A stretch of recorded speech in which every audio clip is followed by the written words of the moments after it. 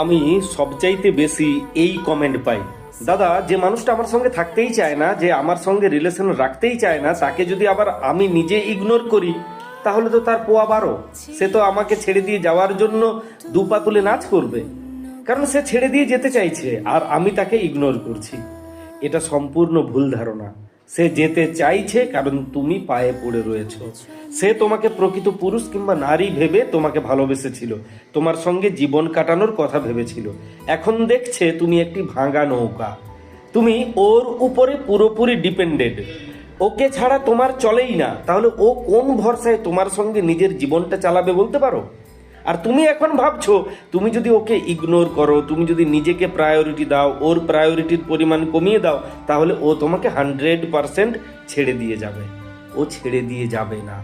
ও চেয়েছিল একটি শক্ত হাত, যে হাতটাকে শক্ত করে ধরলে ভাতের অভাব হবে না, তেমন একটা হাত।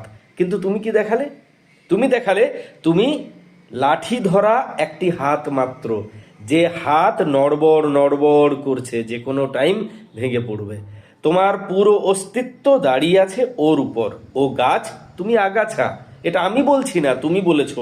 বারংবার তুমি এই কথা ওকে বলেছো। লাস্ট পর্যন্ত ওর মনে হয়েছে তুমি ওর যোগ্য নও, তুমি অযোগ্য। তাই ও তোমাকে ছেড়ে দিয়ে যাওয়ার কথা ভাবছে, নতুবা ওর তোমাকে ছেড়ে দিয়ে যাওয়ার কোনো প্রশ্ন আসতোই না। তুমি নিজের সমর্থনে দাঁড়াও, নিজের পক্ষ নাও, তাকে শ্রদ্ধা করো, অবশ্যই তাকে প্রায়োরিটি দাও, কিন্তু মাত্রাতিরিক্ত নয়। যতটার সে দাবিদার তাকে ততটা প্রায়োরিটি দাও। তুমি দেখবে ধীরে ধীরে ও তোমাকে রেসপেক্ট করতে শুরু করবে। ওকে মিস করার তো একটু টাইম দাও। সব সময় যদি কল করো, সব সময় যদি মেসেজ করো, তাহলে তো বিরক্ত হবেই। তাই কল করা, মেসেজ করাটা থেকে একটু বিরত থাকো, একটু কমিয়ে দাও।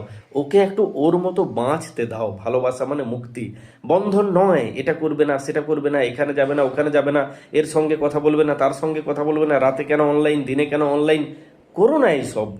এটাকে বন্ধন মনে হয়, তখন তোমাকে তার টক্সিক পার্সন মনে হবে এর সঙ্গে থাকলে এ আমার পুরো জীবনটাকে বাঁশের বাগান বানিয়ে দেবে, তাই যাই হয়ে যাক এর সঙ্গে থাকবো না।